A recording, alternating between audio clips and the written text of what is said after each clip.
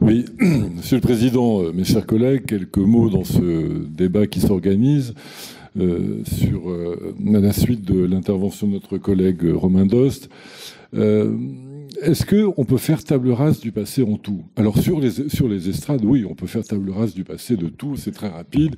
Il faut un propos un petit peu fier, un petit peu matamoresque, un grand geste, une envolée lyrique, et on fait table rase du passé comme par miracle.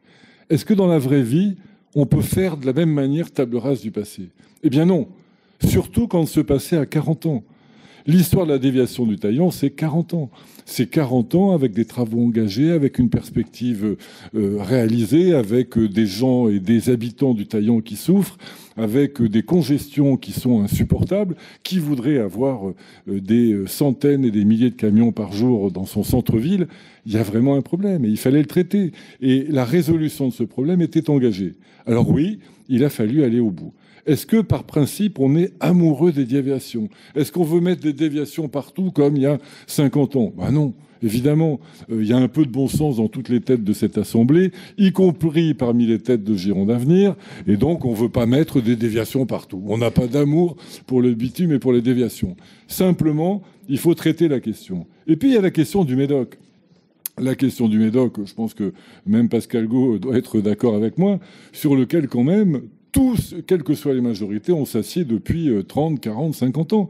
Il ne se passe pas grand-chose dans le Médoc. Et pourtant, les gens... Alors, il y a des efforts qui sont faits, mais en tout cas pas à la vitesse des besoins de ce territoire. Donc, naturellement, je crois qu'il faut tenter de voir positivement les choses. Et moi, je ne peux pas m'inscrire dans ce dénigrement de la déviation du Taillan qui, dans la réalité concrète des faits et des gens et des souffrances vécues sur le terrain, était une nécessité. Et donc, je suis satisfait de l'attitude du département, j'ai eu l'occasion de le dire, qui a assumé son rôle, fait le nécessaire, et il faut savoir le dire de temps en temps, on n'est pas prisonnier de nos postures politiques.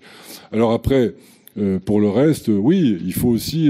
j'ai apprécié l'intervention de M. Galland qui était quand même teintée de bon sens. Hein. Il y a parfois aussi des moments où la radicalité écologique peut prêter parfois à sourire aussi.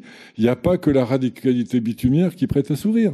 Donc voilà, soyons prudents, mesurés, et puis disons qu'il faut faire avancer les choses. Et enfin, Monsieur le Président, vous ne serez pas surpris que je vous dise que maintenant qu'on a fait la déviation du Taillan, il y a une suite à laquelle il va falloir s'atteler. Alors j'ai bien conscience que les responsabilités du département ont évolué, que celles de la métropole sont là, mais voilà. Et puis enfin, pour notre collègue Hervé Gillet, moi j'apprécie, il est toujours très vigilant pour tenser le gouvernement, etc.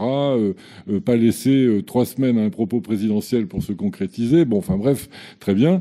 Mais il y a aussi d'autres collectivités qu'on peut tenser. Moi, par exemple, je suis l'élu d'un territoire où la brillante collectivité dans laquelle je siège aussi de la métropole, a décidé d'un trait de plume d'arrêter l'acheminement d'un transport en commun depuis la belle ville d'Ézines jusque vers la non moins belle ville de Saint-Médard-en-Jalles. Et donc, je suis heureux de voir que Madame la vice-présidente, ma voisine d'Ézines, bénéficie d'un tramway fantastique, mais que la majorité à laquelle elle appartient a supprimé le tramway de Saint-Médard. Donc, on peut comme ça tenser beaucoup de monde et beaucoup de majorités. Il n'y a pas que la majorité présidentielle, il y a aussi d'autres majorités ici qui méritent qu'on les rappelle à leurs insuffisances.